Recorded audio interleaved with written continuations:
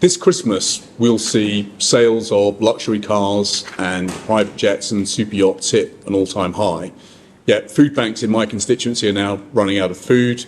We've got homelessness at record levels, and last year 4 million people experienced destitution.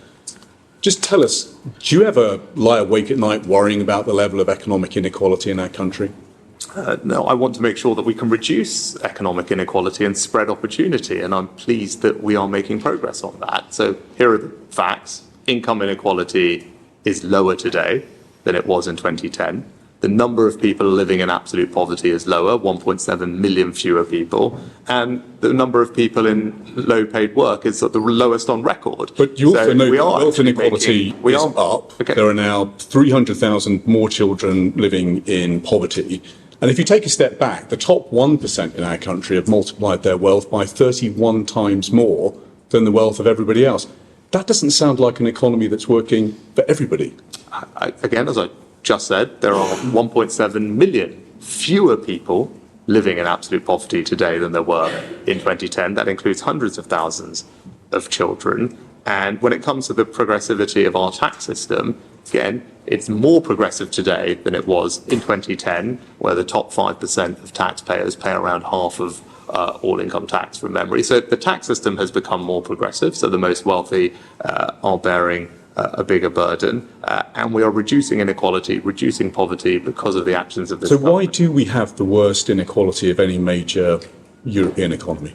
All I can tell you is I don't have the international comparisons, but I can tell you from the level that we inherited from the last Labour government, we have reduced income inequality, and that's a record that I'm proud of. But those are the facts. But wealth inequality has gone up, and there are 300,000 more children living in poverty after housing costs than there were a few years ago. I think we just have different numbers because on my numbers, there are 1.7 million fewer people living ONS number in absolute poverty, as do I, including hundreds of thousands fewer children. And when it comes to children, no one wants any child to grow up in poverty, of course. And the best way to ensure that that doesn't happen is to ensure that that child is growing up in a home where their parents are working. Because a child growing up in a workless household is 5 times more likely to be living in poverty than one that isn't. And that's why all our reforms to welfare, to support people into work, improvements to the national living wage, will do an enormous amount to continue making sure that more children are lifted out of poverty, as well as our recent investment in the local housing allowance, of course, which is considerable support for those families with housing costs. But when we ask the public, around about £800 for those most vulnerable families were benefiting from the uplift that the Chancellor recently announced. So when we ask the public about the best way to tackle inequality, the answer, top of the list, is the tax system, which you just mentioned. You would agree that a tax system ought to be fair? I do.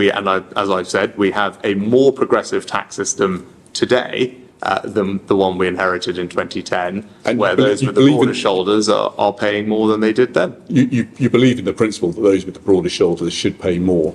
Of course I do. I believe in a progressive tax system, and that's what we've delivered.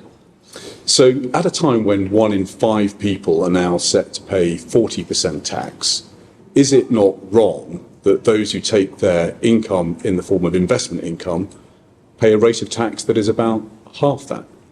No, actually, the rate of capital gains tax on second properties, for example, is higher than it is normally. And with investment taxes, you're also balancing the benefit to the economy of investment that creates jobs for people. Now, I would never normally comment on tax policy beyond those broad principles. Those are obviously for fiscal events. But as I said, broadly, the investment taxes in this country are competitive internationally, and we have a more progressive tax system than we do today than we did in 2010. But investment income has now doubled over the course of this century to about £80 billion.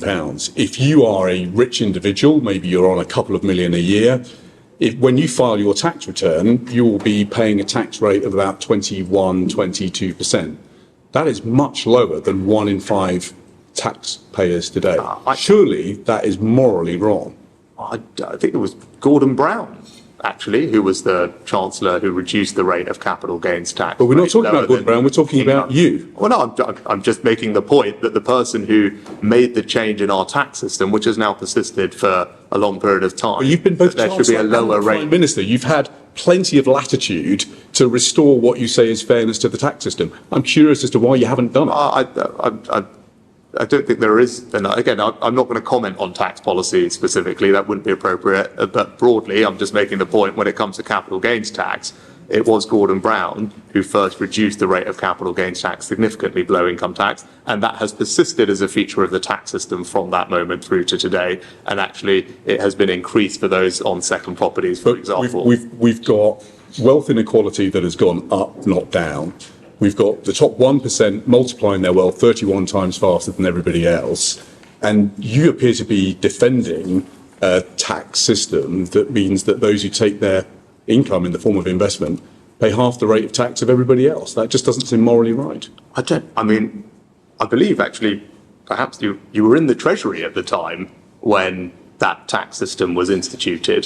To be fair, that was 13 years ago, and wealth inequality has multiplied substantially since then. So it wasn't morally wrong then, but it's morally wrong now. Well, wealth inequality is now a much more serious problem than it was at the time. Okay, well, look, fair enough if you've changed your mind on it, but you were in the Treasury at the time. And so, yes, it's perfectly legitimate to change. As I said, the capital gains tax system, the main change that has been made to it since then is to have a higher rate of capital gains tax for second properties, for example. So actually it is even more progressive today than it was when you were in the Treasury, partly in charge of the tax system with the then Chancellor.